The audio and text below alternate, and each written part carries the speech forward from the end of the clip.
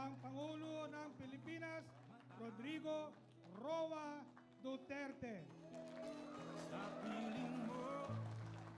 But we are ready or anytime, pagkailangan, sabi ko, nag-okay ang file pati Cebu Pacific that they will send immediately upon notice aeroplano. Sabi ko, walang problema. Na kung meron pang gustong umuwi dito, lilipad uli yung aeroplano na yan. Hindi, may 5,000 ako for each of you. But anyway, kung talagang ganito na lang, kung talagang medyo hirap ka, even to survive to it, let me know. Let me know. Kasi kung yung talagang sirado, then enroll ko na lang kayo sa 4-piece. In the meantime, we have a little, but yung bigas mo, meron ka.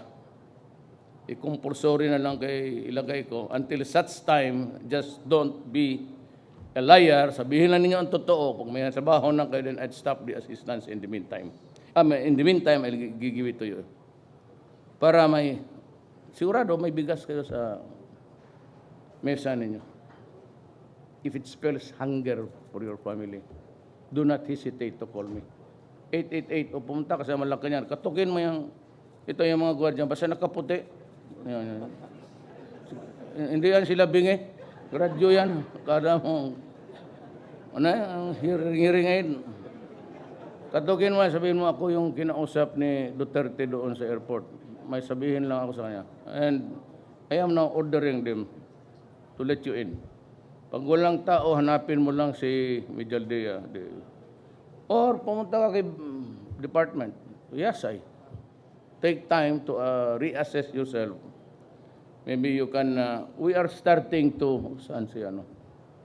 Itong small, medium and small enterprises, nag-uumpisa na ako. Binuhusan ko ng pera yan. Makahiram ka, but you have to go to the Department of Trade. Mahusay ang tao dyan. Yung nagdala nga ng gogo negosyo noon. Makahiram ka ng pera at makapag-start ka ng negosyo mo. But I really do not know the wherewithal of how to get it, how many persons should be granted. Pero meron yan. Take advantage of it. It's for everybody.